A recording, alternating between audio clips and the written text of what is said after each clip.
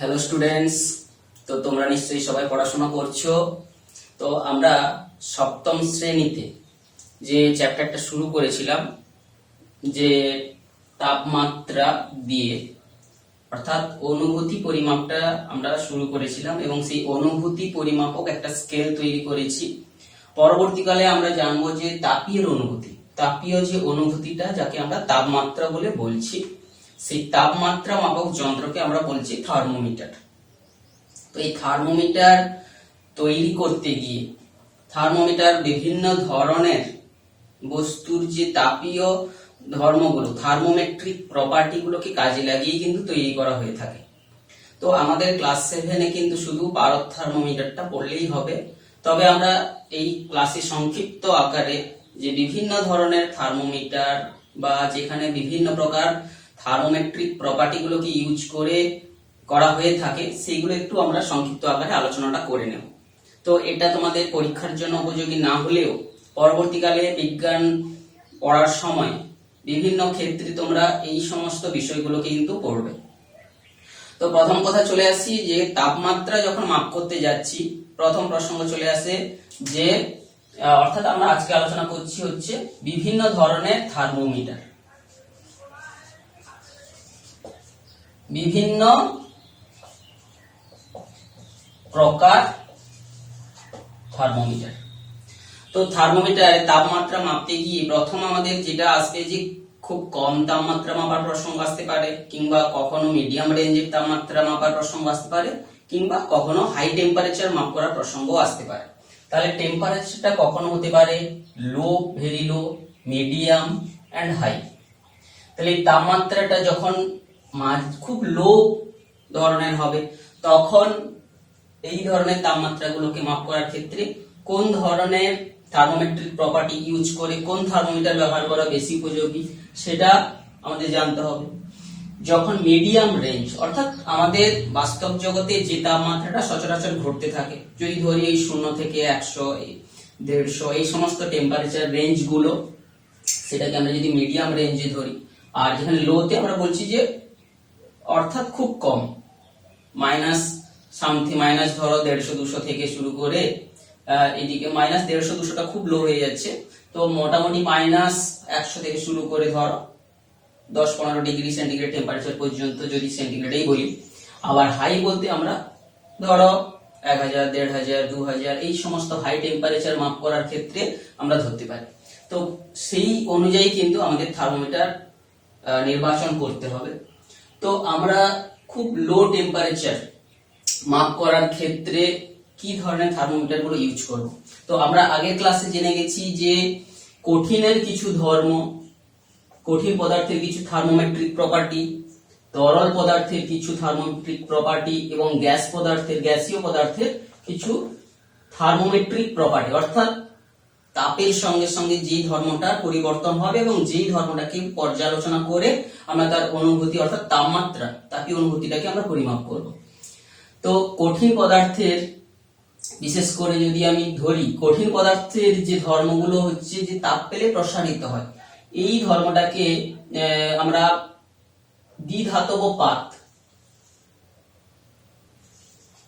দ্বিধাতব পাতে আমরা যদি ব্যবহার করে একটা বাইমেটাল স্ট্রিপ অর্থাৎ দ্বিধাতব পাতের একটা যদি আমরা প্রোফাইল তৈরি করি, যেটা প্যাঁচালো আকারে রেখে একটা নির্দিষ্ট ওয়েতে তাকে বাড়তে সুযোগ দিই, তবে টেম্পারেচারের সঙ্গে সঙ্গে আমরা জানি দ্বিধাতব পাত বেঁকে যায়। তো সেইটাকে কাজে লাগিয়েও আমরা এটাকে মিডিয়াম রেঞ্জের এটাকে পরিমাপ করতে পারবো। তাছাড়া যে প্লাটিনাম রেজিস্ট্যান্স অর্থাৎ রোধের বৃদ্ধি, তাহলে এখানটায় আমরা যে কঠিনের এখানটায় দৈর্ঘ্য প্রসারণটাকে কাজে লাগিয়ে সেটা আমরা করতে পারি।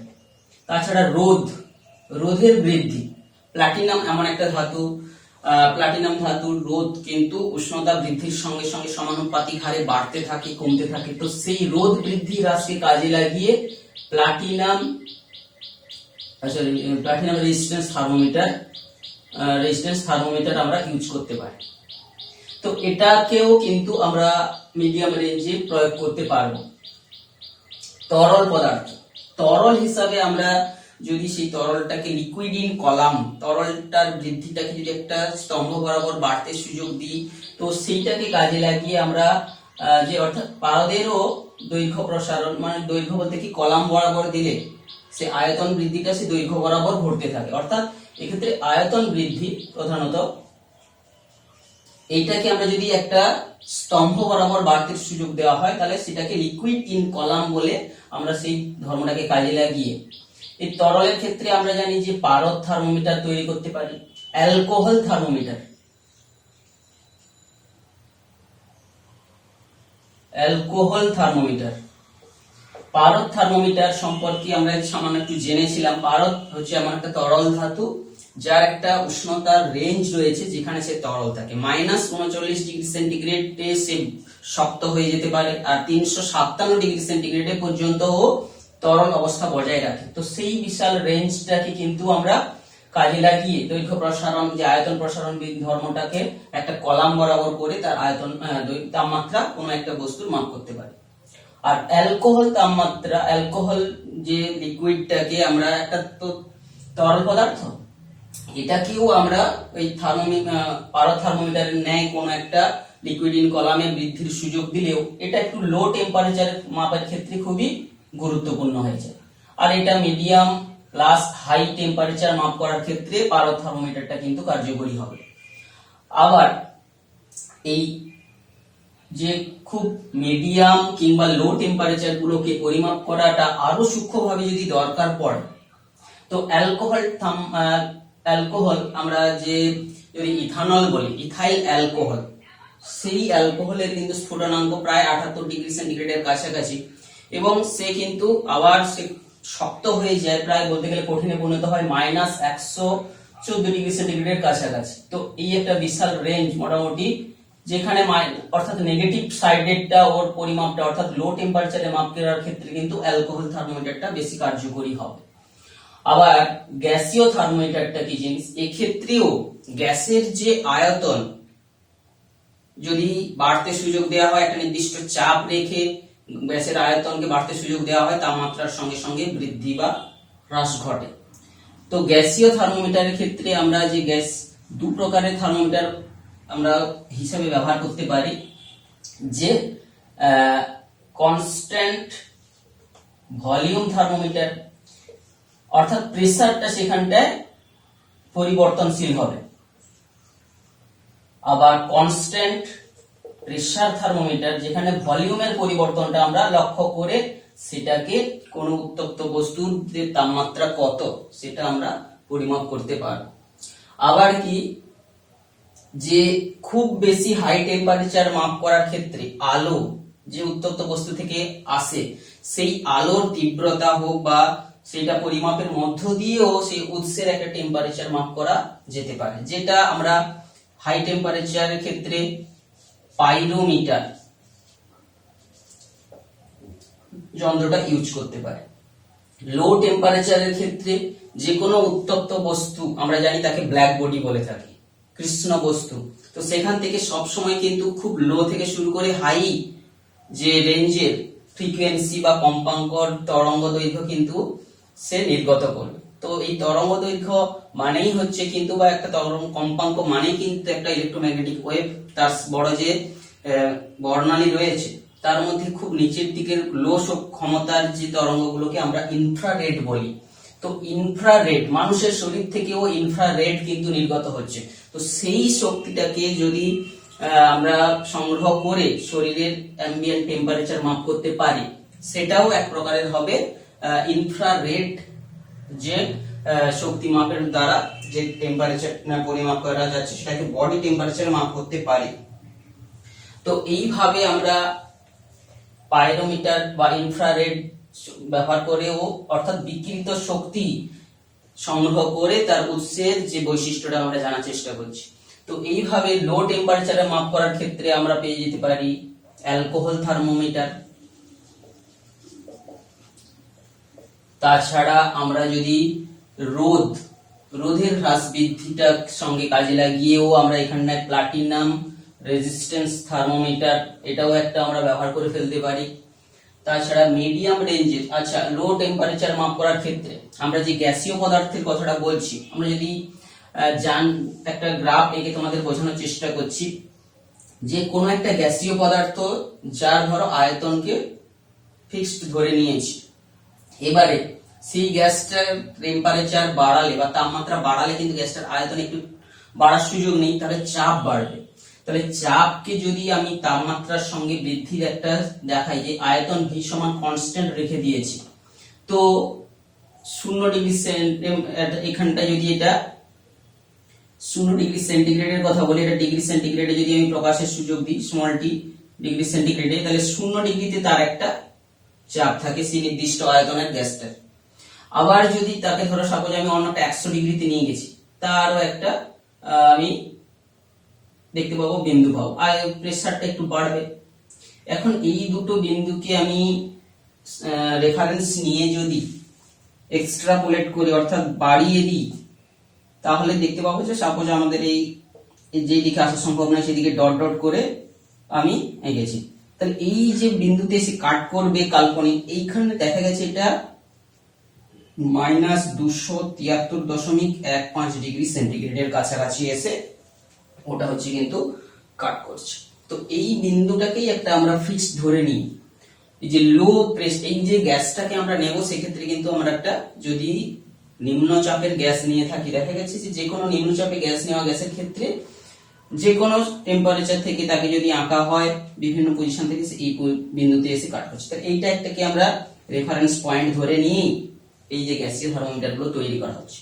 তো এই গ্যাস থার্মোমিটারের ক্ষেত্রে কিন্তু বৈশিষ্ট্যটা হয়ে যাচ্ছে গ্যাস ইন্ডিপেন্ডেন্ট, গ্যাসটা যে কোনো গ্যাস নিতে পারে, তো মেটেরিয়াল ইন্ডিপেন্ডেন্ট হয়ে যাচ্ছে। তো এই যে গ্যাস থার্মোমিটার গুলোকে আমরা সাধারণত বলি আদর্শ গ্যাস থার্মোমিটার, আদর্শ গ্যাস থার্মোমিটার।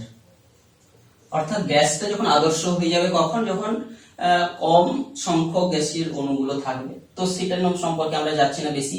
তো এই যে কনস্ট্যান্ট ভলিউম থার্মোমিটার কিংবা কনস্ট্যান্ট প্রেসার থার্মোমিটার, এইগুলো কিন্তু বিজ্ঞানীরা যে একজনটাকে নাম দেওয়া হয়েছে 6 এর থার্মোমিটার, এরকম বিভিন্ন নাম দেওয়া হয়েছে।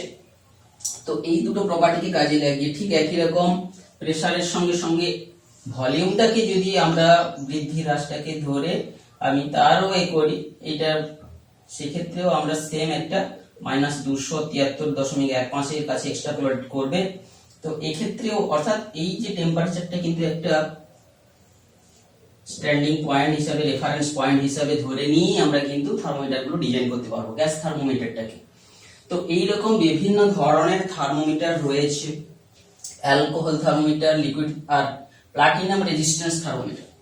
প্লাটিনাম রেজিস্ট্যান্স থার্মোমিটার তার যে স্ট্রাকচারটা কি ধরনের, রোদ বাড়বে এবং সেই রোদগুলোকে আমরা একটা যে ব্রিজের মতো করে স্ট্রাকচারে দিয়ে এই জায়গায় প্লাটিনাম রেজিস্ট্যান্স থার্মোমিটারটার যে প্লাটিনাম যুক্ত তারের কুণ্ডলীকে ব্যবহার করব এবং মাঝখানে একটা গ্যালভানোমিটার দিয়ে অপর সাইডে একটা রেজিস্ট্যান্স দিয়ে পি কিউ আর এস এইরকম একটা ব্রিজ তৈরি করার মধ্য দিয়ে কিন্তু এই যে প্লাটিনাম রেজিস্ট্যান্স থার্মোমিটারটাকে একটা বিভিন্ন বস্তুর, যে বস্তুর টেম্পারেচার মেজার করতে যাচ্ছি সেইখানে এটাকে লাগাতে হবে, লাগালে সেই অনুযায়ী তার রোধ বেড়ে যাবে। সেই রোধ বেড়ে গেলে এইখানে আমরা উপযুক্ত রেজিস্ট্যান্স বা রোধ বসিয়ে বসিয়ে যখন একটা গ্যালভানোমিটারকে ব্যালেন্স করব, তখনই এই সমতা থেকে এর রোধ আমি জানতে পারবো।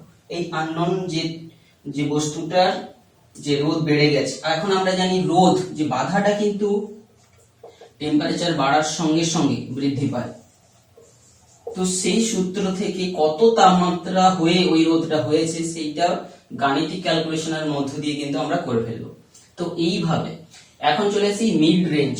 মিড রেঞ্জে পরিমাপ করার ক্ষেত্রে আমরা পারদ থার্মোমিটারটাকে বেশিরভাগ ক্ষেত্রে ইউজ করে থাকবো, কারণ পারদের যে বিশেষ গুণাবলীগুলো রয়েছে সেটা তোমরা জানো যে পারদ হচ্ছে ধূসর রঙের, কাঁচের গায়ে লেগে থাকে না, কাঁচের মতো দিয়ে স্পষ্ট দেখা যায়, এর দৈর্ঘ্য বা আয়তন প্রসারণ গুণাঙ্কটা হচ্ছে সুষম, এবং কি হচ্ছে এই হচ্ছে বিস্তীর্ণ পাল্লায় ও কিন্তু তরল থাকে। তো এই বিশেষ কারণের জন্য প্রায় -39 ডিগ্রি সেন্টিগ্রেড থেকে শুরু করে 357 এই রেঞ্জে 357 ডিগ্রি পর্যন্ত তরল থাকছে। তো এই বিস্তীর্ণ পাল্লাটাকে আমরা যদি মিড রেঞ্জ ধরে এর পরিমাপ করে থাকি, তো এইখানেও আমরা পারদ থার্মোমিটারটা পেয়ে যাব। তো আমরা মোটামুটি থার্মোমিটারের বিভিন্ন প্রকার থার্মোমিটারটা আমরা জানলাম। এছাড়া তোমরা যখন ভূগোল পড়বে সেখানে তোমরা 6 এর থার্মোমিটার বলে একটা থার্মোমিটারের নাম শুনবে, যেটা কিনা দিনের সর্বোচ্চ এবং সর্বনিম্ন তাপমাত্রা পরিমাপের ক্ষেত্রে সেটা কার্যকরী হয়। যদিও সেখানটায় কিন্তু পারদ এবং গ্যাস উভয়কে ব্যালেন্স করে লাগানো হয়েছে। তো এই রকম ভাবে সেখানটায়ও 6 এর থার্মোমিটার তোমরা পড়বে। 6 এর থার্মোমিটার, তো সেই প্রত্যেকটা থার্মোমিটার সম্পর্কে আপাতত একটা ছোট্ট ধারণা তোমাদের দিলাম, যেটা তোমরা প্রত্যেকটা সম্পর্কে ডিটেলসে আলোচনাটা করবে। মানে আলোচনাটা জানার জন্য তোমরা বিভিন্ন বই পড়বে, তোমরা গুগল সার্চ করবে, জানার চেষ্টা করবে। তো এইভাবে তোমরা এটা চ্যাপ্টারটা পড়ো। তো এর পরের ক্লাসে আমরা, যেটা ক্লাস 7 এর সিলেবাসে রয়েছে, এই যে থার্মোমিটার, পারদ থার্মোমিটার সম্পর্কে এবং এই পারদ থার্মোমিটার বিভিন্ন স্কেলের থার্মোমিটার নিয়ে আমরা পরের ক্লাসে আসছি। তোমরা দেখতে থাকো। যদি কোথাও কোনো জায়গায় তোমাদের জানার দরকার থাকে কমেন্টে জানাবে, আমরা সেটা আবার জানিয়ে দেবো।